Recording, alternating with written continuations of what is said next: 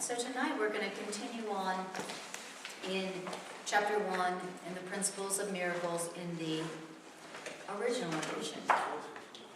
So some of you have it and some of you don't, but if you don't, that's okay. You can just follow along and enjoy just being read to. How many people have that book here tonight? You do. You guys will share. Okay. Can you? Okay. How about you, Lynette? Do you have it? I have 2 other books. Oh, okay. not the original. No, I didn't Okay. bring it. All right. Okay. So that's what we're going to be working out of, and it's something that you can order off of Amazon.com. It's the original edition. It has the black cover and the white pearls on it. Then will you hold up your book? Okay.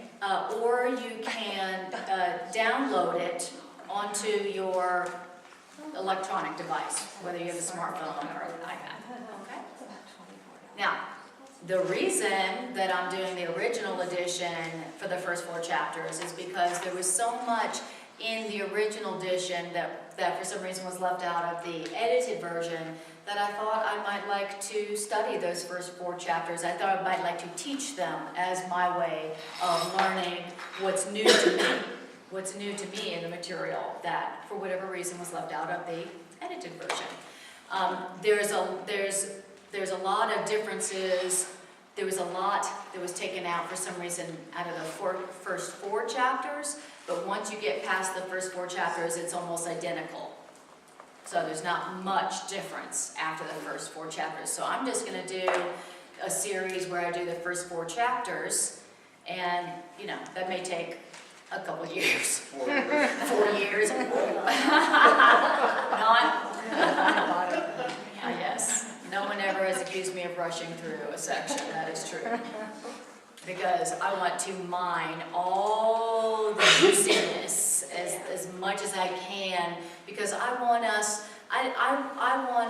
to walk out of here having heard what it says so clearly enough to actually use it.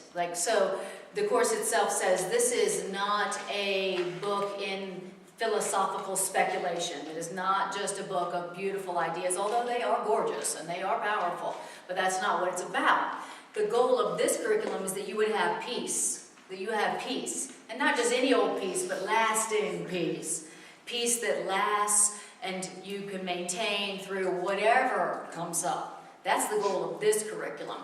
And the only way that goal can be achieved is if you hear what it says and then do what it says. Okay? It didn't say anywhere, does it say, hear it and understand it. That really does not come until after you have used it. And only after you have used it do you see that it's true. Okay? So the purpose of my classes always is to hear it, which sometimes can be the first challenge, to hear what it's saying clearly, and then to ask ourselves, okay, if I was going to use that, how might I use that in what I went through today? Or what I'm afraid I may go through tomorrow? Or what happened to me last week? Or even what happened to me in my childhood in my perception? So that is the purpose of this class. It is the practical application. So first it's the hearing. What did it say? What did it say? And then how did it say to use it?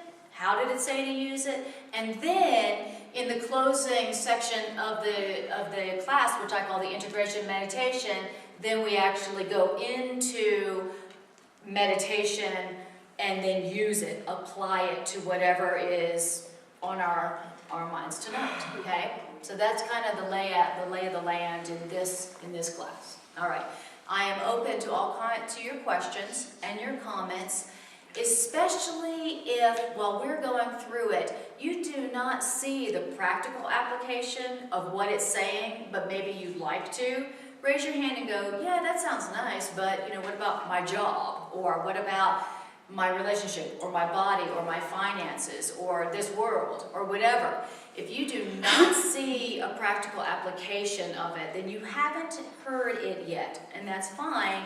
If you speak up, then you give everybody else an opportunity to also be able to use it practically, okay, in a way maybe they hadn't thought of or seen, okay? So that brings us to the section that we're in. What we're in is the first chapter, the first section in the first chapter. So we're at the beginning of the book, okay? This is what the voice of the course starts this entire curriculum with. So pretty important.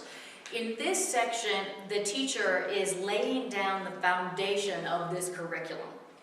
Okay, so it's pretty important. Now, remember, this is a course in miracles. It is a course. What does course mean? It means curriculum. It means a curriculum. And what is a curriculum? It's a very organized approach to a certain goal. That's what a curriculum is. We got the text, and then we have a workbook, and then we have the manual for those who are teachers of it, and then we have a clarification of some of the terms, and the teacher's manual is questions that may come up for the teachers. So it is a course, it is a curriculum, and it's a very well organized course or curriculum. Okay, so it's a course or a curriculum in miracles and how to experience miracles as natural and easy as breathing is to your body. How would you like to have an experience like that? Would you like that? What is a miracle? A miracle, and that's what we're going to talk about. The principles and miracles is this section where you go, and a miracle is this, and number 2, a miracle is that, number 3, and a miracle is this. Okay, so tonight you're going to hear what miracles are. You're going to hear where they come from, how to work them, what happens when you let them come, the conditions for miracles. You're going to hear all about miracles, right? And then the course says that this is very important because you are miracle workers. And as miracle workers, basically, this is your manual. If you're going to be a miracle worker, this is what you need to know to work miracles, right?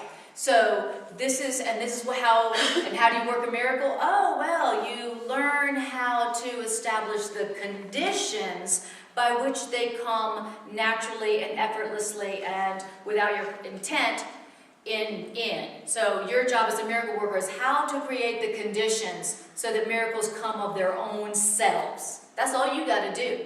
That's all you got to do. You're not the one who decides what the miracle is going to be and how it should come and who it should come to and how it should look and when it should come, right? Or how long it should last. That's not your job as a miracle worker. Yours is just to establish the conditions into which they can come of themselves, and they will.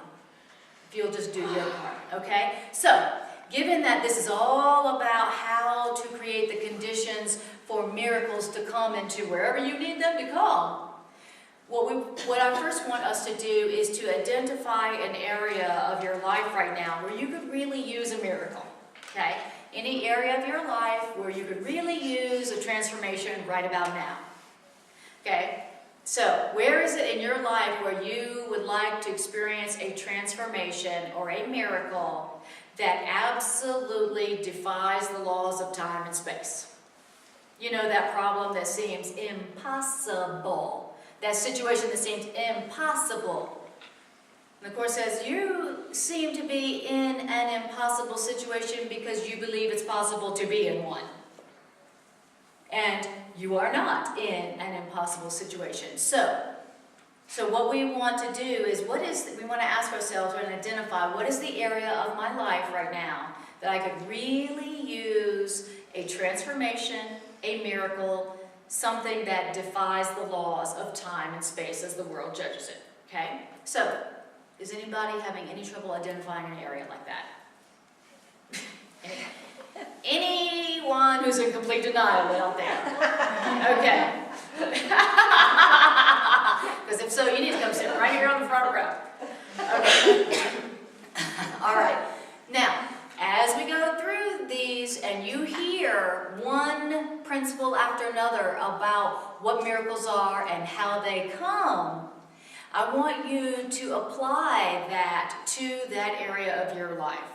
Because these are the principles of miracles. So if you will apply these principles to that area of your life, guess what you're doing? You are establishing the conditions in which a miracle set in that area of life will be effortless, easy, natural, just natural, okay? All right. Now, if at any point you are like, I do not see how that can apply to this, and you would like to, then you can raise your hand and go, yeah, I hear, that's nice, but, and then, we can help you to do that, okay? All right. So what I'll do is I'll read for a little bit, and then I'll open up the floor for questions or comments. All that I ask in this class, my one starting guideline is that when somebody asks a question, let me answer first. Let me answer first, and be careful not to correct anybody else. They call it cross-sharing. Okay? So when somebody asks a question, let me answer first, and if they would like to open it up to the room, let them say so. And the reason that I ask this is because the ultimate goal, my ultimate goal as a teacher, is to facilitate a really safe place. I want people to feel safe to go, what about such and such? And not feel like 10 people are going to correct them. Okay? Or if somebody makes a comment, I don't want them to feel like, oh, I can't do that without 10 people correcting me, as if I should know that, right? So no cross-sharing in that regard. If you, as the person who's sharing, would like to open up your question to the group, then say so, and then stand back. Get ready. But I want people to feel safe to share, because it is scary to share in front of people you don't know sometimes. Right? Okay. It's scary for me sometimes. Okay. What'd you say? Scary for you. It's scary, and I want people to feel safe. I want them to feel like if they take the risk to speak out loud their question or their comment, that they know that they're not going to be corrected by a lot of people, okay, who don't know them. So, all right, so here we go. So now, can anybody remember what principle we left off on last week? We did 8 last. Very good. Bob quiz. I didn't know. I tell you what, I need you guys because I didn't know which one. But I knew somebody would. Thank you, Bill. All right, so we did 8, and then now we're going to start on 9. Okay. Okay. So, something else I want to say, one last thing I want to say about miracles. Okay. So, one of the things it says in here, I don't remember if it said it in the first 7 or 8 principles, or if it's about to say it later, but it says, miracles are right thoughts. Because anytime you have a right thought, it's a miracle. Okay. So, as you hear it say miracles are this, miracles are that, basically what you are hearing about is what A Course in Miracles does. Okay? Because A Course in Miracles is nothing but a curriculum or a collection of right thoughts. Thoughts that a mind thinks that is thinking rightly, meaning the right mind. There's the wrong mind, and then there's the wrong mind. Okay? There's the ego mind, the personal mind, and then there's the spiritual mind, the right mind.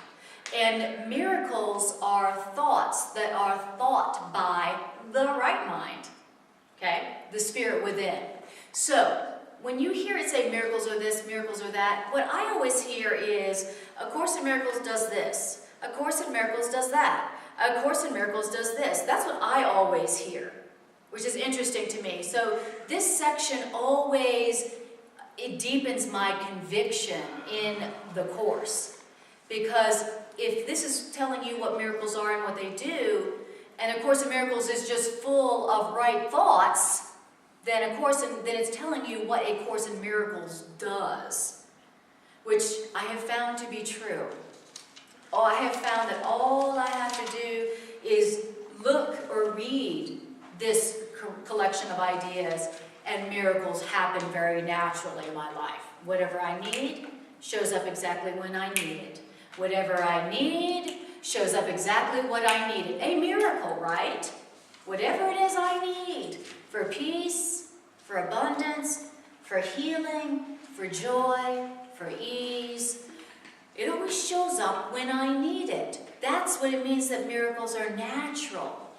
Now, and if all the ideas in the Course are miracles, then every time you read a Course in Miracles, you are establishing the conditions in which miracles become natural and easy as breathing to your body.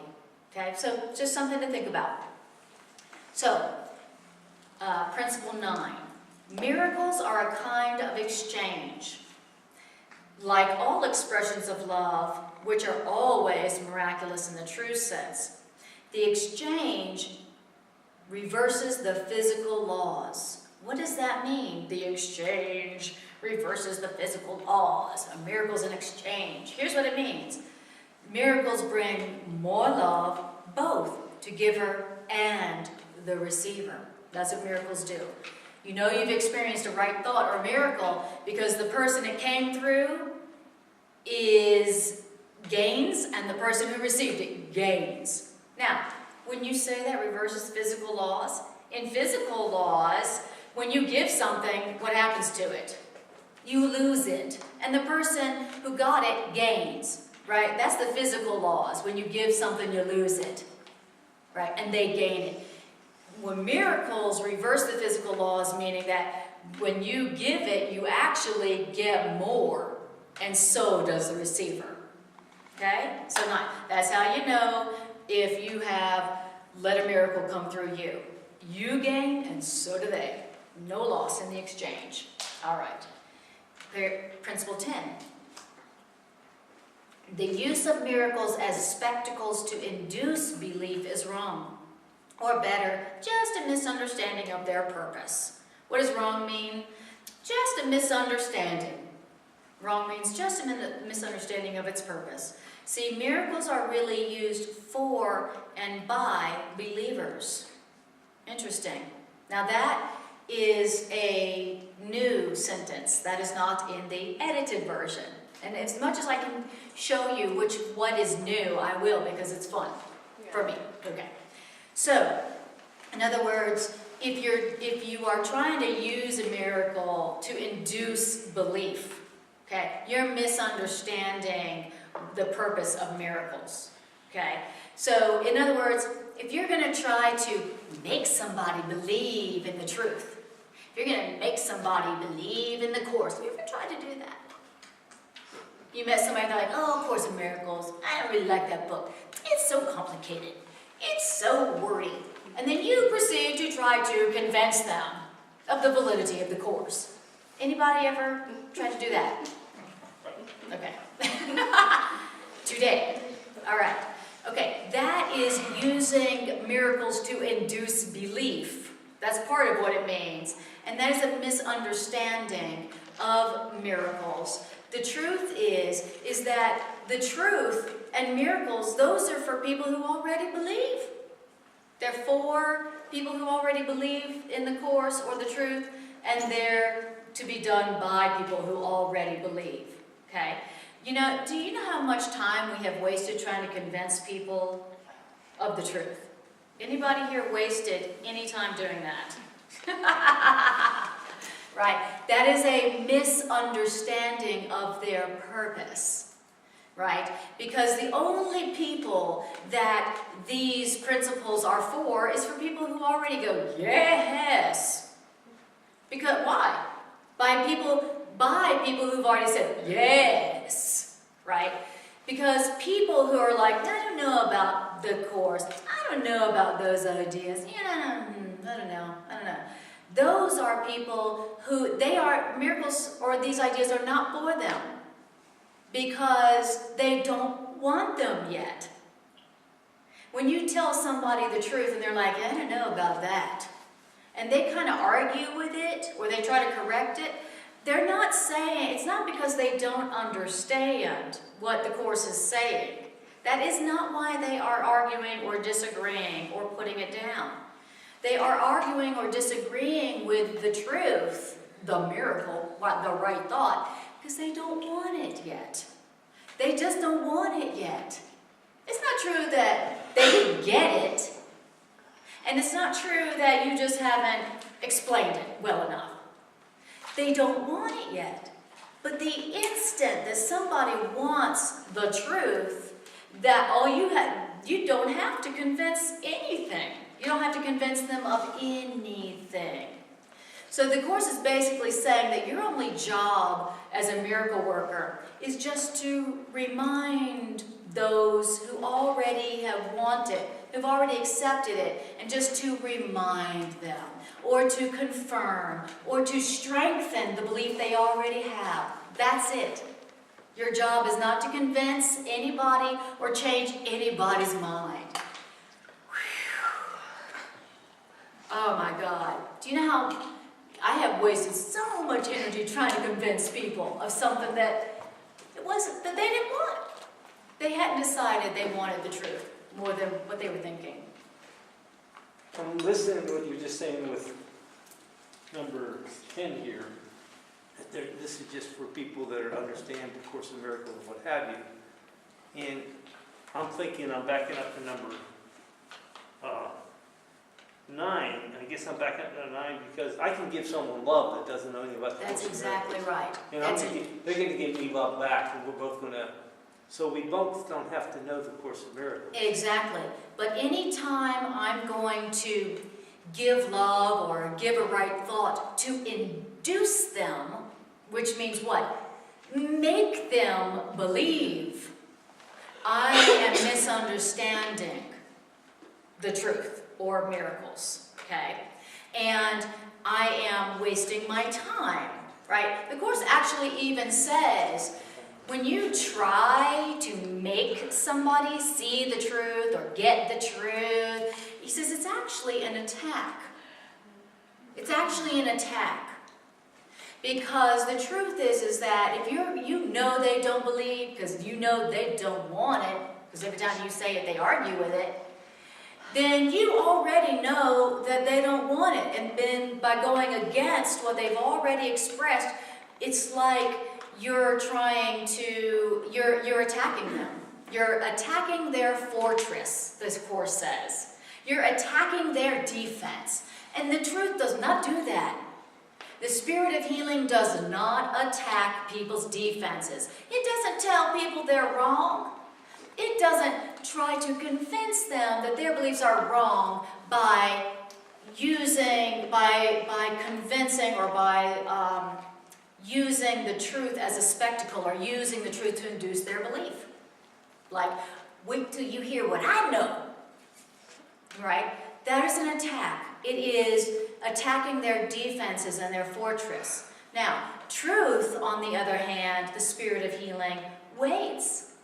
It waits on welcome. Love waits on welcome. Truth waits on welcome. It waits till somebody goes, there's got to be a better way. There's just got to be a better way.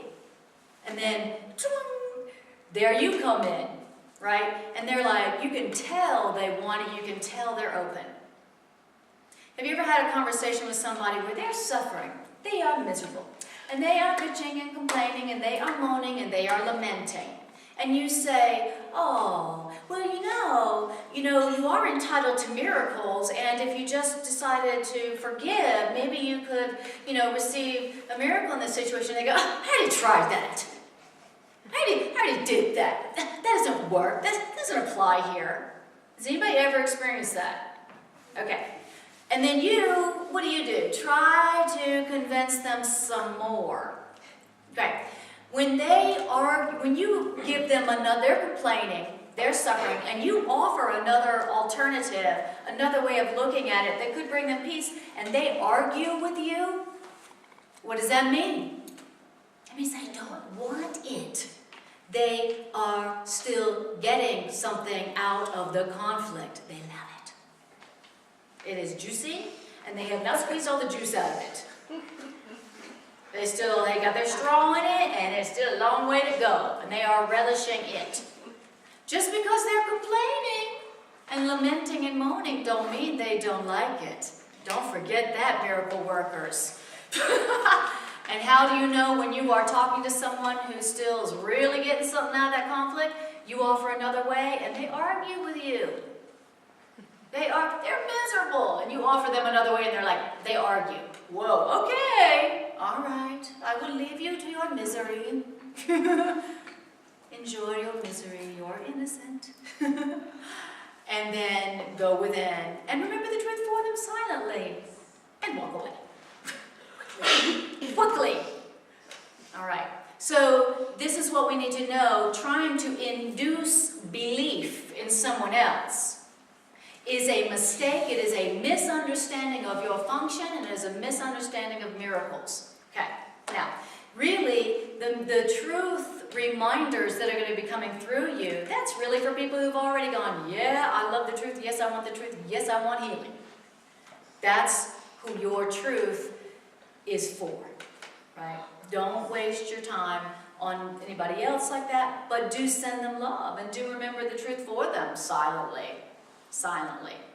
As they are complaining and you realize, and then they argue with you about your better thought, and they argue with you, silently go, you are innocent and you are entitled to miracles. Whether you believe it or not, you are entitled to miracles. And you remember the truth for them silently. You are so innocent and you are entitled to miracles. Right? That's the correct use of miracles. Okay, now, I have a question. Would anybody like to open the windows to have some fresh air come in? Everybody's like, it's already hard enough for the ego to listen to the course without it being hot and stuffy in the room. Thank you, Jim. And Jim, also, after you do that, if you wouldn't mind opening that door, and I'm going to open this door. Ego, you will not prevail. You're welcome. Even if you're not menopausal, the course will bring on a hot flash. Oh, I know, I'm 25, but I'm having a hot flash. I don't know what's happening. It's that the ego will do anything and everything that in its repertoire to make sure you do not hear the truth. Does anybody notice that little pattern in studying the course? Everything is easier to read than the course. And it's not because the course is complex or difficult to read. It's not like it's not saying what it means.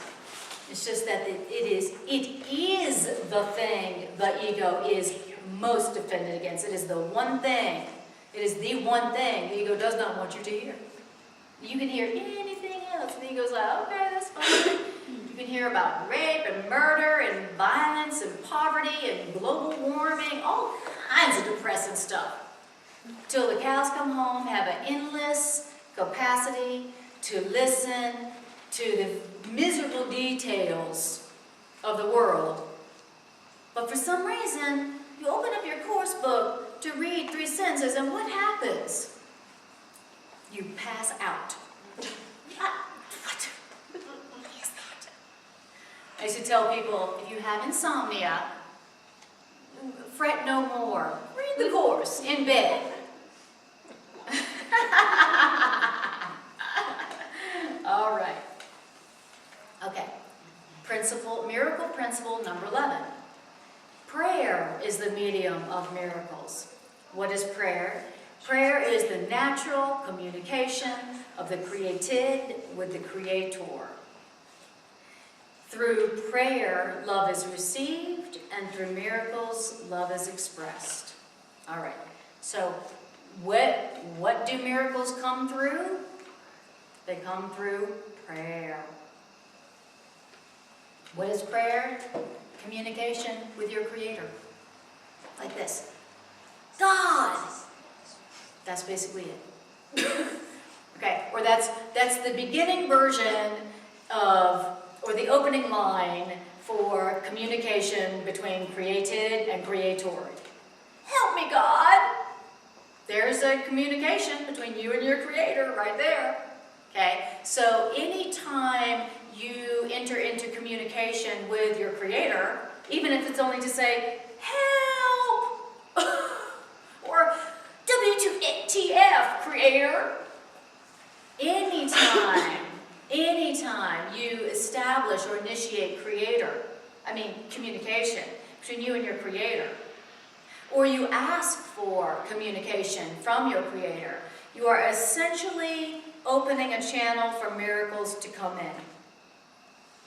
It's the medium of miracles. So, in any area of your life right now, or the area you identify where you could use a miracle, that's the place where you might want to start beginning a dialogue between you and your Creator. Like, hey God, what is the truth about this situation? Or, how does this look to you, God? Or, what is your will in this, God? Or, God, saying the name of God. Or, I rest in God. Or whatever it is. Start doing that relative as your problem-solving approach in this situation, and see what happens. Okay? Prayer is what miracles come through.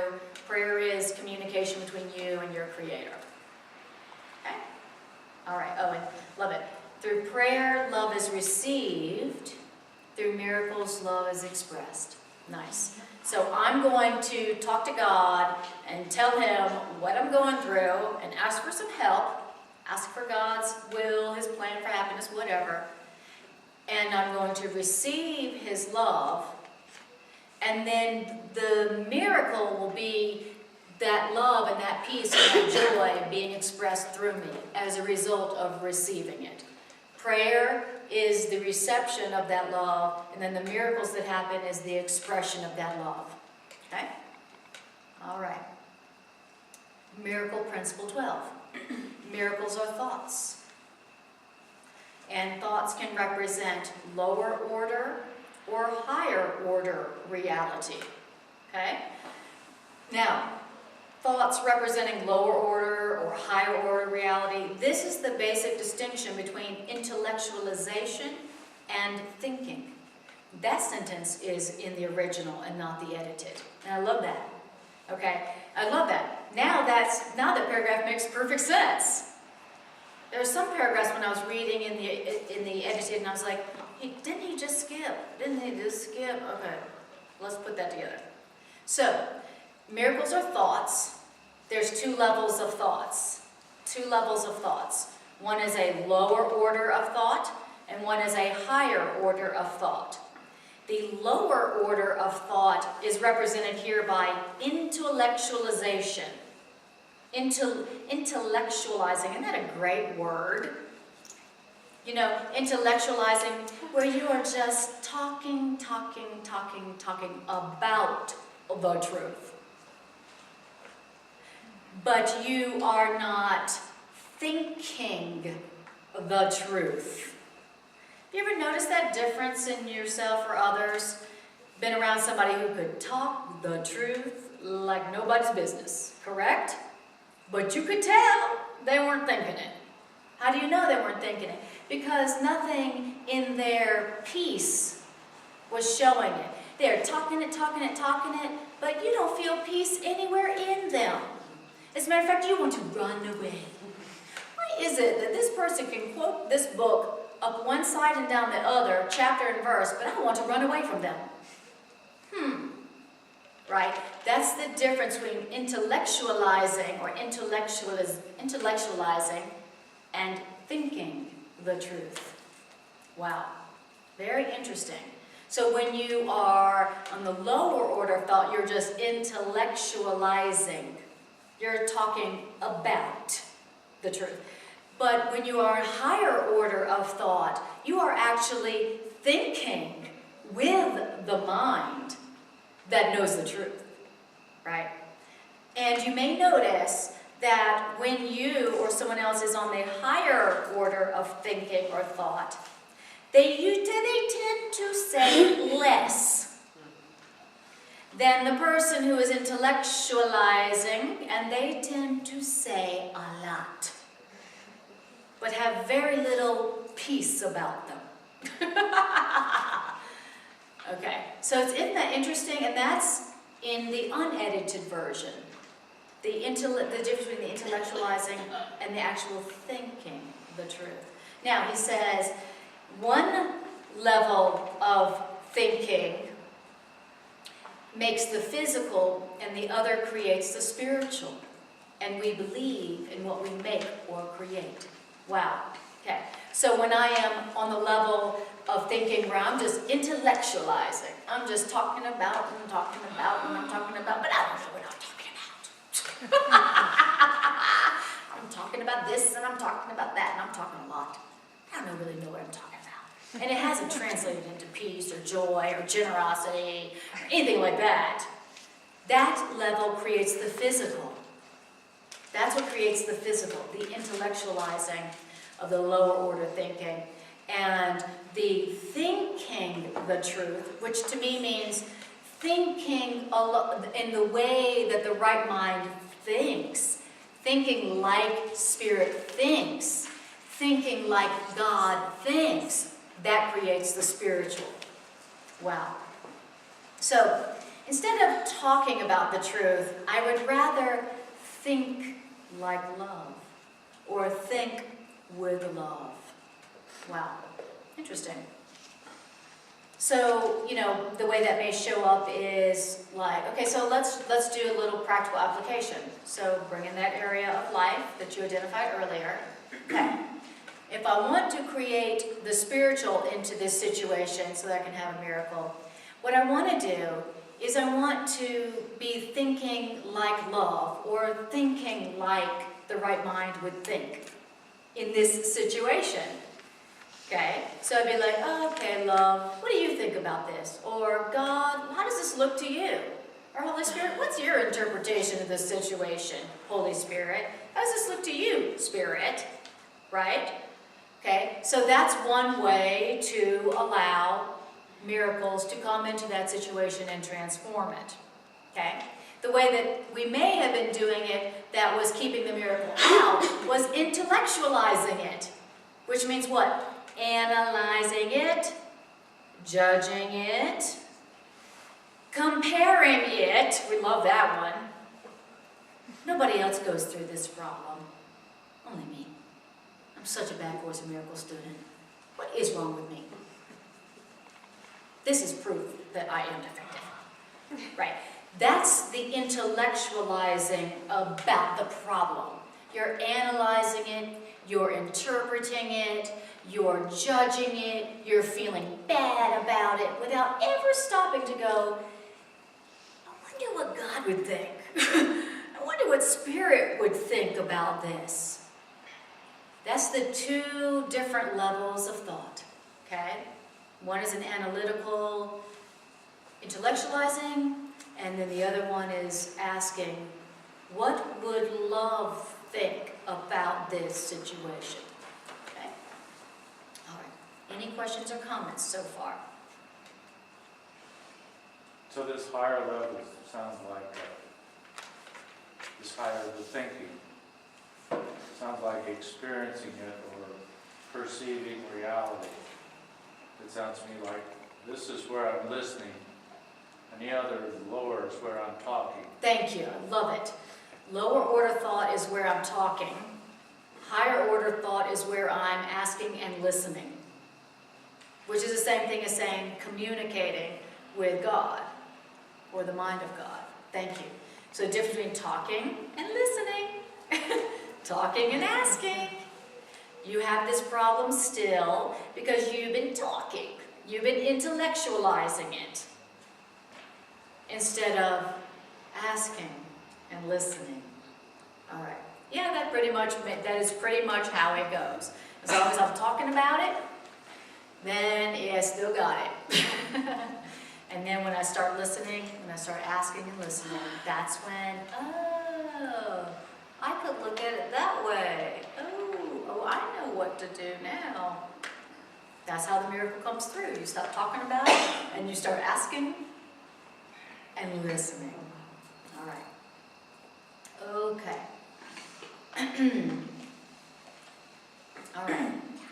Now that we're having this conversation, you are going to be like, be so tuned in to when somebody's intellectualizing or they're really thinking along the lines of the truth. You're going to be like, intellectualizing, thinking. Intellectualizing, thinking. All right. So, miracle principle 13.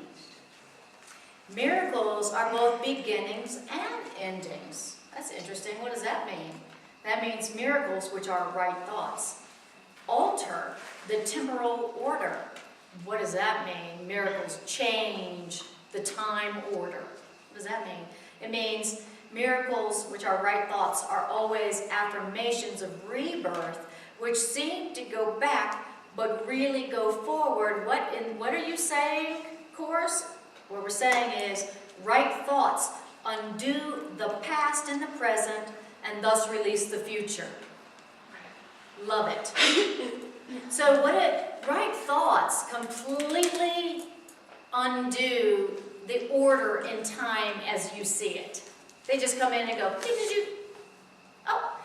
oh, the connection you put between the past and the present and the future, no more. Okay? So when you have a right thought, here's what it does for you.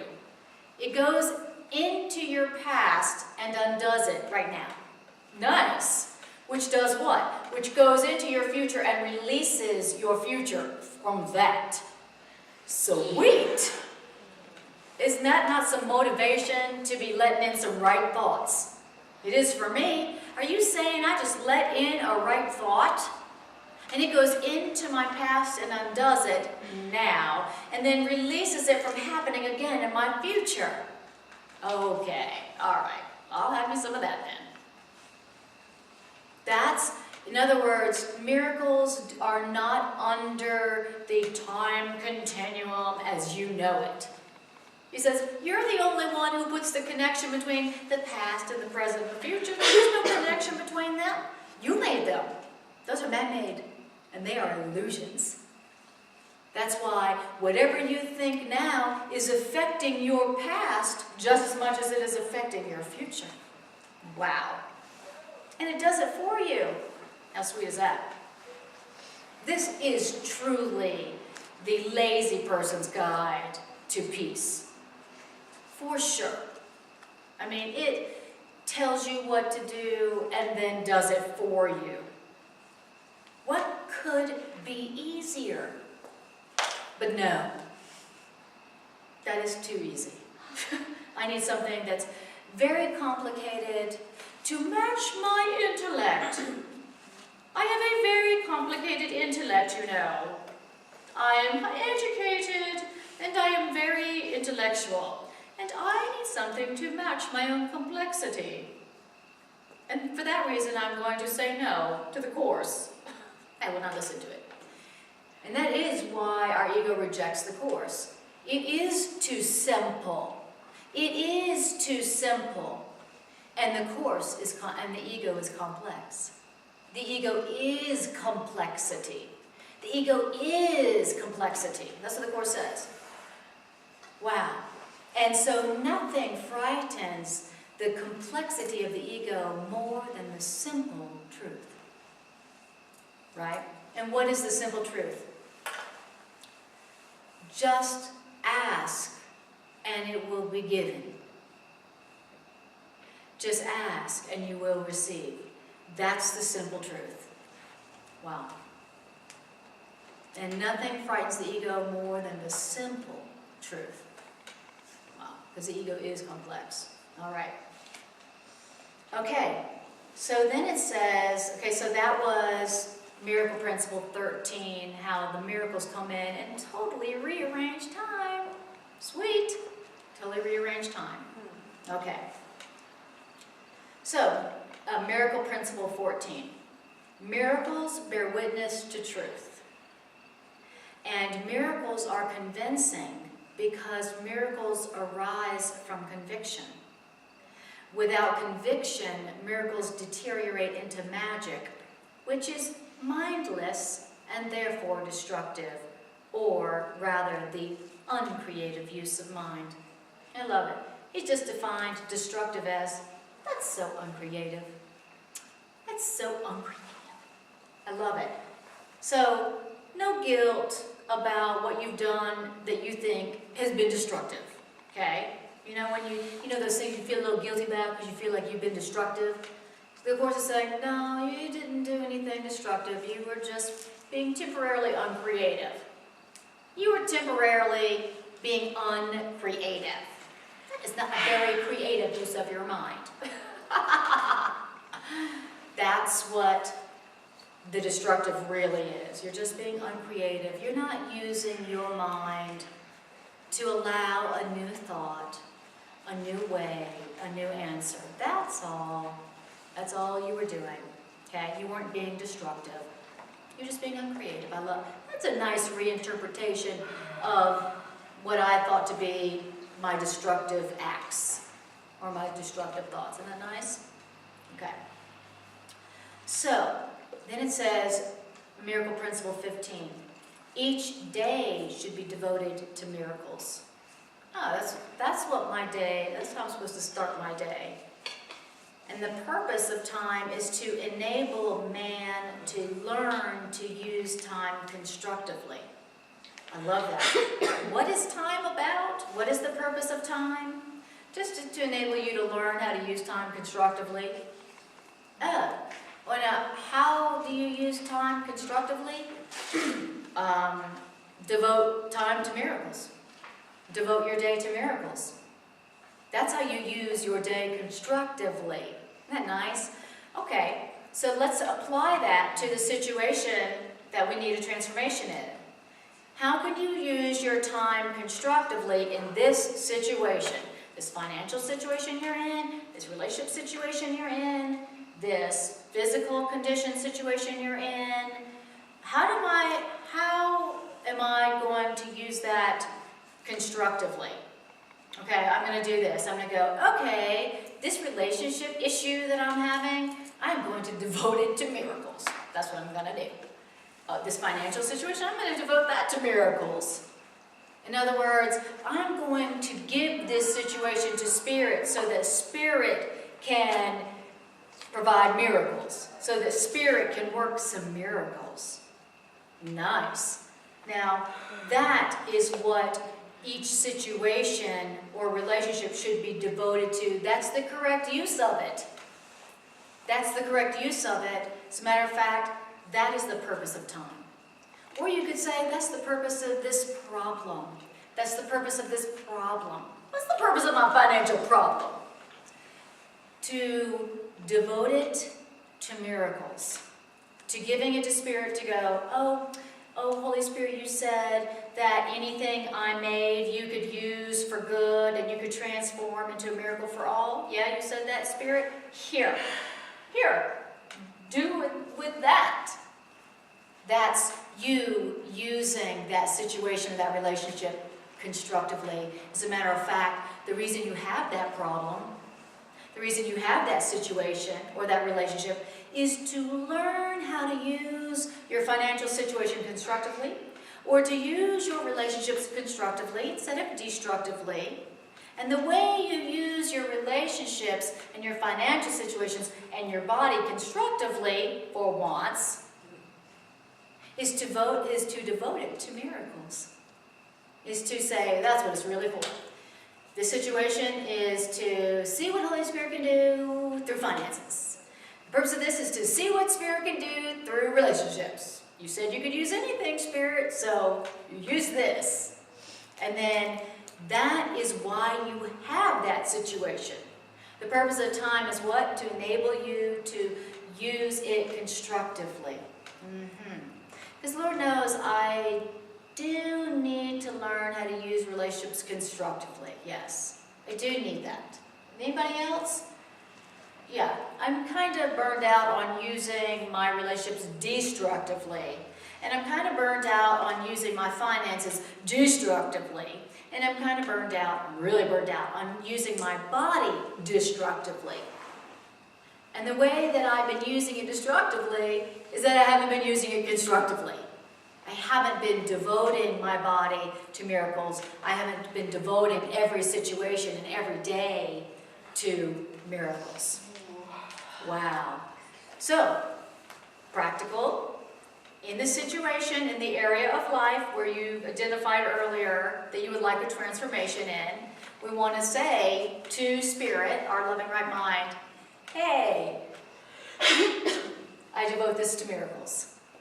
I devote this situation to miracles. I devote this to letting Spirit use it to give me miracles. Yeah. Is that relief or like? I think it's relief. Yeah, I think it's either that or about to fall asleep. Everything come out of body, it's relief. And because you know the ego's in there going, I'm so tired. You know, the ego is in there going like, what time is it? God, it seems like it's been hours. Because that is the ego's only response to the truth. Do you think the ego hears these ideas and goes, yeah? The ego only has one response when it hears the truth, and that is defense. And the ego has lots and lots and lots and lots of ways of defending against you hearing the truth. I mean, that's what the whole world is for. All the ways a human mind can defend against the truth. We're so creative, we made an entire world to help us not hear the truth. We made a whole world of distractions and idols and complications and defenses for one purpose only, and that is so we will not hear the voice for truth in all of us, giving us a way to have peace right here, right now, in every situation, right here, right now. That is the whole purpose of the world as the ego uses it. That's how the ego uses it. So the time part is just about how we are. He gives us time to stop talking about it, decide we'd like a miracle in it, and ask for it, and stay shut up just for that little bit of time to get the answer. That's exactly right. So he's just waiting on us, basically. That's what time is for. That's what time is for. Is for you to learn how to use time constructively. You know, in other words, how to use situations and how to use the past and the future and the present and how to use whatever you're going through to wake up. That's all it's for. And that's the reason you have that situation. It's for you to learn how to use it constructively. Because here it is because you had not used it constructively. Here's this very difficult, painful relationship. Why? Because you need to learn how to use relationships constructively for miracles. Why is this painful, difficult financial situation here again? Because you need to learn how to use money constructively. Why is this painful physical condition here again? Still, because you need to learn how to use your body constructively for miracles instead of for pleasure, protection, or pride. Those are the ego's 3 uses of the body. Also, the 3 uses of everything. It's all the ego wants to use anything for. Not waking up to who you are as an infinite, powerful, loving, lovable being. The ego only wants to use every situation you're in and your body for pleasure, protection, or pride. Wow. Doesn't that sound uncreative? That's very uncreative now, isn't it? I would just love it if I made a mistake and I was feeling all guilty because I felt like, oh my God, that was so destructive, that choice was so destructive. Oh my God, this choice for that person was so destructive. To date that person was such a destructive decision. And to have your loving right mind in you or someone else go, no, it wasn't destructive. It's just uncreative, that's all. You go, oh, okay. Right. So all the guilt is gone. Because now it's not destructive, it's just uncreative. And when you hear someone say, oh, that's just uncreative, you're like, oh, okay. Well, then I'm going to be creative. Whereas if you believe that it's been destructive, then it's going to promote guilt. And guilt promotes going to sleep. Whereas having somebody go, no, no, it's just an uncreative use of your mind, that's all, it's no big deal, it's not destructive. That inspires you to want to make a correction or to allow a correction. So when somebody or your right mind goes, oh no, that wasn't destructive, that wasn't a sin, that was just a mistake. We automatically, when we hear a mistake, we go, oh, mistakes are for correction. But when we hear, that's a sin, you should feel bad about that for a long time, then it doesn't inspire us to go, oh, what's the correction? It inspires us to go to sleep, right? And so we want to be identifying everything of the ego as just a mistake, just uncreativity, just being uncreative. It's just a mistake. That's all it is, right? That's how we want to interpret the things that come from the ego. And that is thinking along the lines of the right mind. When you think with the right mind, what comes of the ego, you don't go, oh, I better hide that. You go, how uncreative. That's just a mistake. And mistakes are for correction. And then you go, Spirit, what is the correction of that? What is your interpretation of that? Much different approach to things that come from the ego. Much different approach. All right. Okay, so I'm going to finish 15, and then we're going to close up, begin our closing process. Okay? That's about enough miracles that I deserve for one night.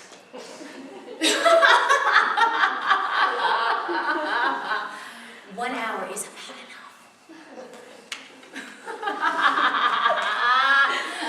But give me a program like NCIS, and I'd go all night. All right. Okay.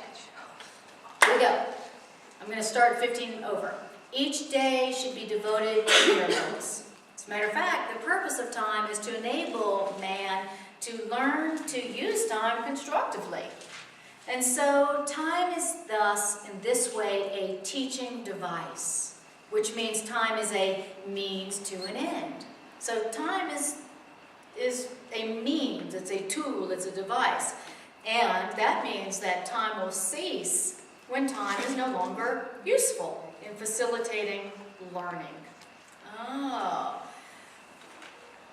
Okay, time, that's an interesting concept. Time will end when it's no longer useful in facilitating learning. In other words, when you have learned and you come to the end of your learning, you won't need time. You won't need to do time. And it's interesting, like doing time, that's what we're doing. We're doing time. Wow. Why? We're doing time because we need to learn. That sounds interesting. That sounds familiar. We're doing time because we need to learn. Because our learning is incomplete. Isn't that interesting? When your learning is incomplete, you got to do time. And once you've learned your lesson, then you don't have to do time anymore. You stop doing time. Doing time sounds oppressive, does it not? Right? It's like, do the crime, do your time. Right? And that's kind of what we're doing here. We're doing time to learn our lesson.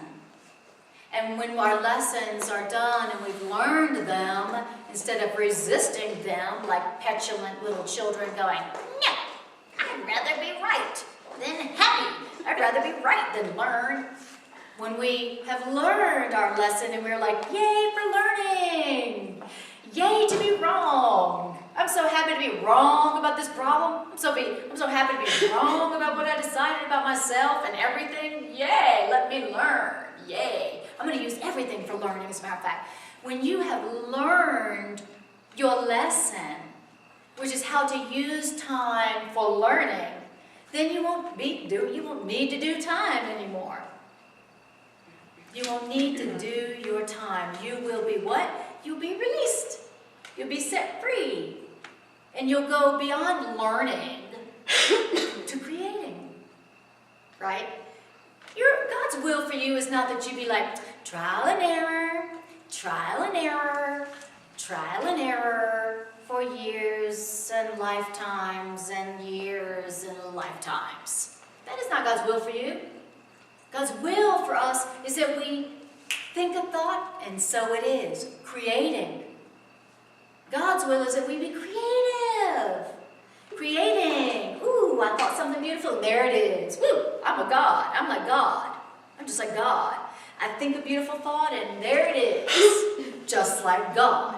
That's God's will for us, that we be creators, not learners. Okay? Learning is slow. It's like this. Make a mistake, oh. Make a mistake, oh. Make a mistake, oh. Trial and error. That's the slow way. I still have a lot of trouble with that one sentence, though. Which one? It's like, time will cease when it is no longer useful in facilitating learning. I get that time is a teaching device, but if you have people that have incorporated this and live this way and are good teachers for the rest of us, how has time ceased for them? I mean, it's like a movie still starts at 2. I take things really literal, Right, and I have trouble. Okay, well let me Because they're still here. Let me unliteralize it for you a little bit. Okay. So one of the ways you get released from doing time is that your life isn't regulated by a clock. Imagine that. He says, to you who still rise and sleep according to the clock, and you whose life is determined by the clock. You ever felt like you were on the clock? And it didn't feel so good? So those who really are using time for awakening, for learning, and they are using time for its correct purpose of learning to use time constructively, guess what? They don't really feel time like we do. They aren't concerned about time. They aren't worried about time. They certainly don't feel oppressed by time like some of us do. Okay. Ooh, time seems to be passing so quickly and I don't seem to be getting enough done. I'm going to run out of time. I don't have enough time. Or time is melting me. You ever felt like that? Okay, so when you begin using time constructively, like we're doing tonight, when you use time to hear the truth, you are using time constructively. What happens is that you get released from time, meaning you don't think about that. That's not what you're making your decisions about. You're not making decisions about your life like, I'm running out of time. I got to get a relationship. I'm running out of time. I'm sure nobody's had a thought like that. I don't have enough time. Oh my God, look what time's doing to me. You're like Oh my God, look at time. I can see time right here. Right here. Okay? Okay. That is the incorrect use of time. Okay. More like living in the moment and Yes. Now, when you are using time constructively to wake up and to learn how to forgive through everything, when you are using time constructively, then here's what happens. You're living more in the moment, and here's what happens. You feel like you don't have time issues. You have all the time you need to do everything you would accomplish. And then, you still have more time. Sweet. Okay? You don't feel oppressed by time. right. Time goes with you instead of you like running after time. Please, time, come back here. You ever feel like you're doing this to time? Time. Or you're going into your past, please come back. Trying to grasp at time from the past, you're trying to grasp at time in the future. And when you are using time constructively for learning how to use time constructively, time follows you. It keeps up with you. Now, I personally, that's what I want to experience. I want to experience time following me. You know, oh, yeah, I need time for this? There it is. Oh, I don't need time for that? No.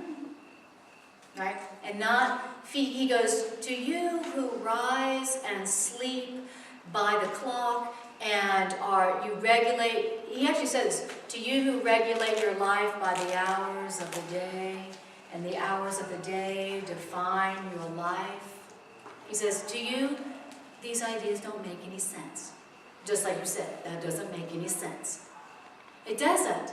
To us who literally regiment our lives by the hours and by the minutes and by the years. You talk about ideas that transcend time and we're like, it just doesn't, we're like, But to me, even though I still feel I like that I'm not completely using time constructively, I still, when I hear that, I'm like, oh yeah, that sounds so good. I would love to have a different relationship with time. I really would. In so many ways, I would love to have a different relationship with time. I don't want to worry about time anymore. I don't want to worry about trying to get it back. I don't want to worry about trying to catch up. I don't want to worry about losing time. I don't want to worry about running out of time. I don't want to. So when he talks about a different relationship with time, where you're given all the time you need to do whatever learning you need to do, I'm just like, yeah, that sounds real good. Especially as your physical life progresses and you have more fear about time. The older you get, the more you're like, real time, right? The more fast it seems to be speeding away, the more of it you seem to be losing the older you get. Now that is not a very happy thought for me. And I heard in here how to use time differently so that I have a different experience of time. And I'm going to take it. Because it's a hell of a lot better than what I'd come up with. So in our use now, do I understand? We've got time in segments. I mean, our whole life is, I can't wait for this to get over. Exactly. I wish this would start. And Yes, I can't wait for this to get over, and I can't wait for that to start. In other words, in your thing, it's just going from one kind of bliss to another. Exactly. And they all last just the right amount of time. Exactly. And you have time enough for all of them. Exactly. If you are using a situation for, what kind of miracles, what can I learn out of this? What can I learn from this? Ooh, yay. Then you're happy in the moment. You're happy in the moment. You're present oriented. Instead of having an orientation where you're like, when will this end and when will that begin? You are not in the present at all. And time in that purpose is oppressive. And it does drain you. It drains your energy, it drains your life force, and it drains all the juiciness out of your body. Right? But when you are like, what can I use? What can I learn now? This is valuable now. This may suck, but it's valuable now. Ooh, what can I get out of this now? I'm so happy that person cut me off in traffic, because I can use it now. God can use this. Right? That keeps you in a present moment orientation, and now time keeps up with you instead of draining you. Okay? All right. So we're going to stop here. We're going to do our love offering. Thank you for your financial expressions of appreciation. They are deeply appreciated for me and for the Miracle Center. Thank you so much. And also, if you want to learn more about my holistic counseling practice or my miracle psychotherapeutic sessions that I facilitate, you can go to my website at Kujawa.com and learn more about that. So I facilitate miracle psychotherapeutic sessions. And what that means is I combine the psychology of the course with the miracle principles to allow for a transformation in any area of life that you may need one. And so you can call me for that, Kujawa.com. You can find out how to reach me. And I have sessions, I do sessions with people all over the country and all over the world, so give me a call. Okay, not yet, you can just leave it on because I'm going to go into the integration meditation. Okay, oh yes, thank Thank you. Next week is Labor Day, and I'm not going to do class on Labor Day. Okay, so go out and play. I didn't think anyway you'd be like, oh, I would go have some fun, but she's doing class. I'm sorry if that was an incorrect assumption, but Class is fun. thank you. Thank you, Julie. They are for me. All right. So class will resume the following Monday. Okay. So now we're going to do the integration meditation. And the purpose of this is to allow the ideas that we heard tonight to just percolate down from the intellectualizing level down into the thinking and feeling level through the use of them in an area of life where you could use a transformation tonight. Okay? So, I'm going to close this door a little bit. All right. Okay. And sometimes at the end of this class during the meditation, the other class that comes out is a little noisy. So if that's the case, just see it as an opportunity to use the principles. Oh, this is great. They're not irritating. This is a great opportunity to use time constructively. For what? For miracles. This is a great opportunity to use time constructively for miracles. The miracle of not being irritated when people are talking while you're facilitating a class. How about that? All right. So, all right. So what I want you to do is just close your eyes and breathe.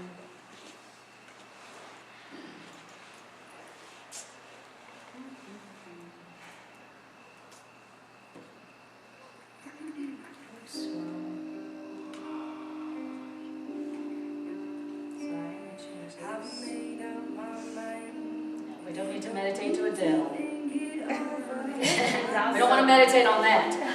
I mean, she's a great singer, but the content of her songs is kind of depressing. Or Kesha. Don't need that either. How about nature? Funny how the ego wanted to give me Adele and Kesha. No disparaging on that, but we need to focus on how to use time constructively, which means not singing painful love songs about the past. We've already sang enough of those, haven't we? We've done that. We did that. All right.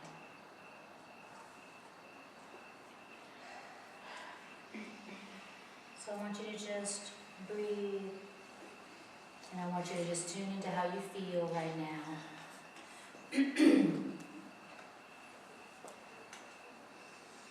I want you to just tune in to how you feel having heard these ideas tonight. How do they feel in your body? How do they feel in your mind?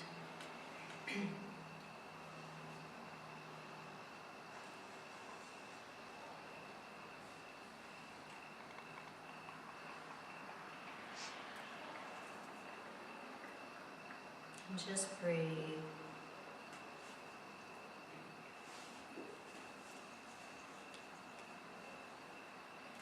All right. And I want you to bring into your awareness a life situation, a situation or relationship in some area of life in which you really could use a transformation in.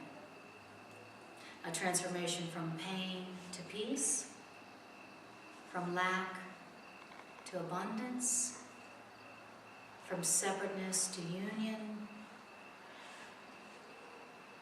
from sickness to wholeness and health. I want you to bring that into your awareness.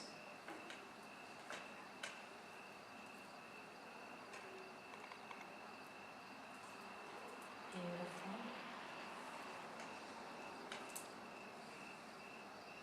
And first I want you to look into this situation and see where and how you may have been using it destructively. you've been using it to be right, to compete, to keep conflict going.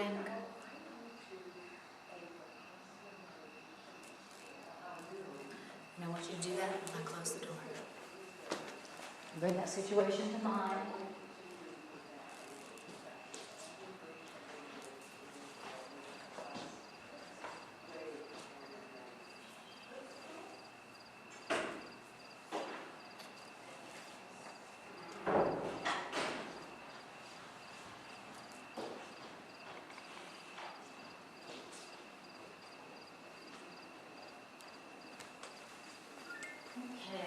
Okay. So once you've found where you've been using it destructively to be right, or for pride, or for pleasure,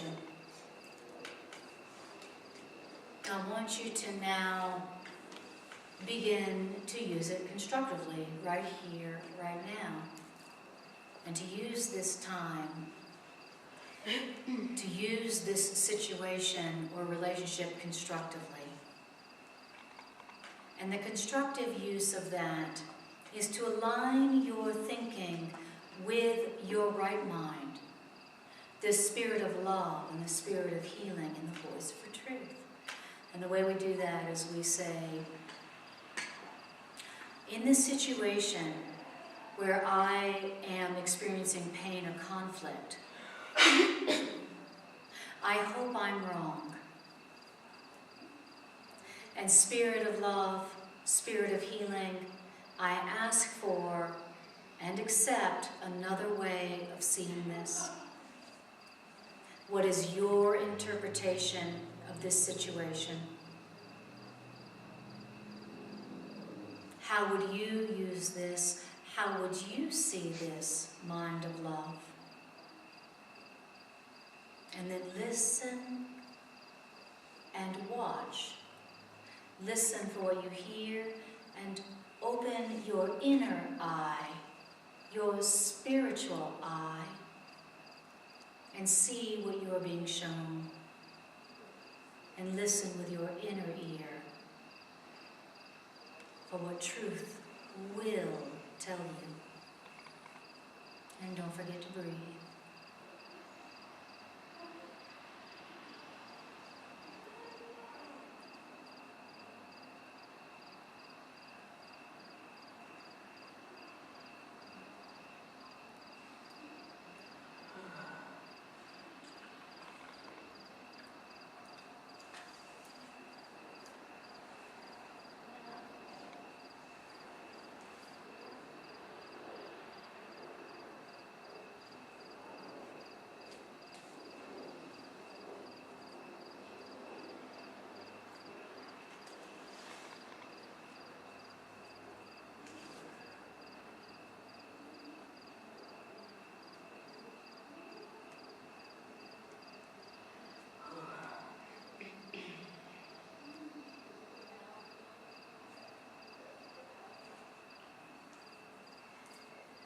And then ask your loving right mind, how shall I use this constructively?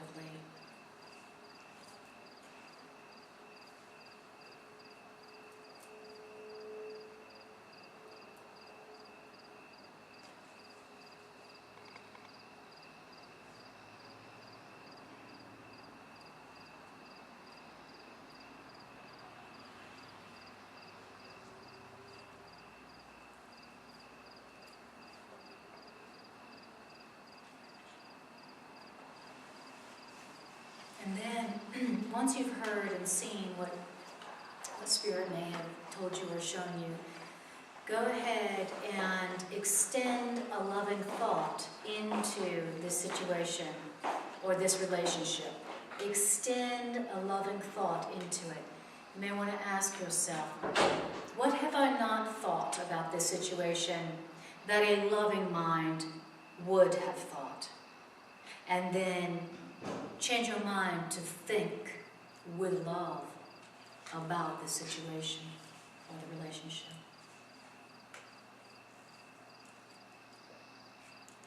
What have I not thought that a loving mind would thought? What have I thought that a loving mind would not think? And then change your mind to think with love about the situation or relationship.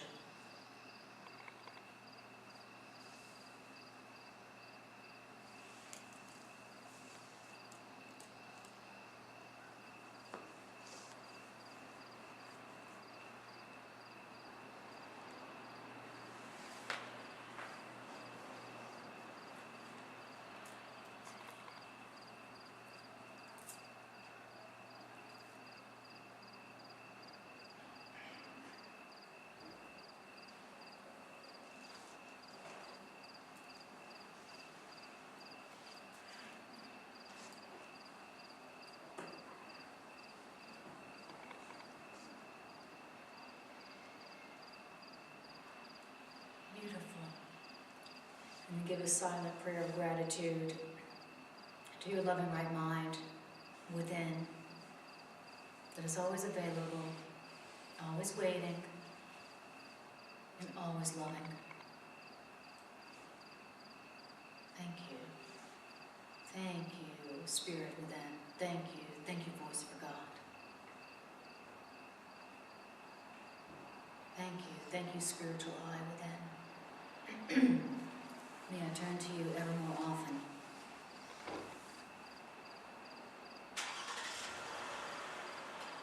Beautiful.